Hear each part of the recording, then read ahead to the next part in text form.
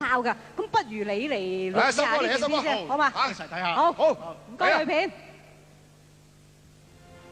喺1997年2月28號，喺加州一個繁忙嘅商業中心，好多人都如常咁工作，冇人會估到呢一度將會有一場驚心動魄嘅槍擊事件喺佢哋身邊發生。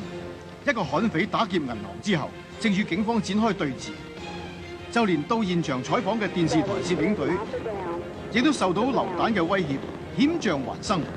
悍匪用 AK-47向在場嘅警察亂槍掃射。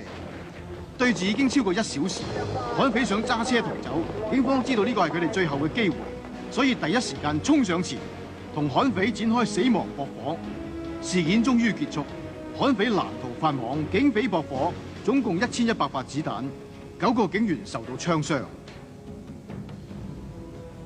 嗱，大家有冇同感咧？即係石修做旁白呢有壓迫感嘅，係咪啊？係啊，即係緊手壓住，好似逼住你咁樣嘅，呢啲點解？正如阿 King Sir 講，個劇本寫得好。嗱，呢啲係你嘅風格，但係我就發覺咧，阿牙連寶啊，呢啲咁嘅直情咧，全部係第一目擊 feel 呢啲嘢嚟嘅。咁你嗰啲咁嘅哭泣感性 feel，如果你係配呢段旁白，點搞先？我諗我都可以盡量去試試。你又搞啦，好嘛？好，你又嚟，好睇下呢個哭泣感性。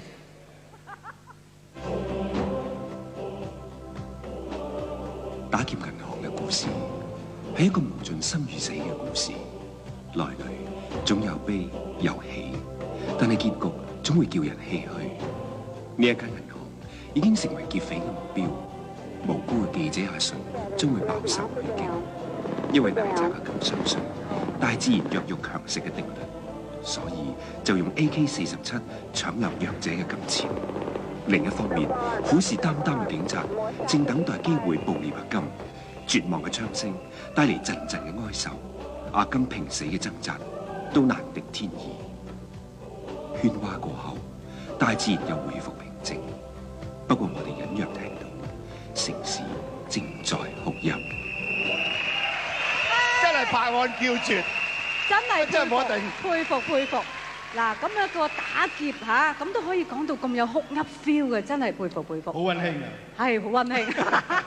係啦，King Sir，咁你個鄉土情懷 feel，唔知配落去又會點咧？嚇？係冷靜啲，用第三者角度睇睇。好，咁我哋又去睇睇啦。唔該你啊，King Sir 嚇。喺好耐以前，啲賊人認為頭上有片瓦，腳下有塊土地係唔夠嘅，所以佢哋不惜離鄉別井，漂泊半生，走到偏遠嘅世界角落去打劫銀行。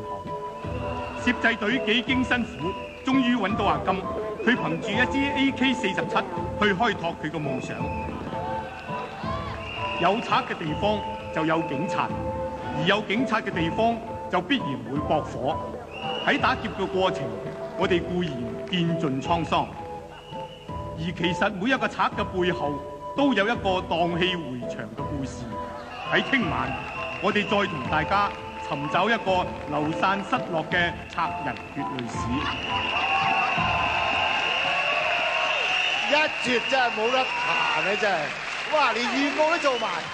啲稿寫得好，啲稿寫得非常好。唔係，其實稿寫都要即係好似度身訂造咁噶嘛，要夾噶嘛，即係呢樣嘢。所以我話咧，以後咧。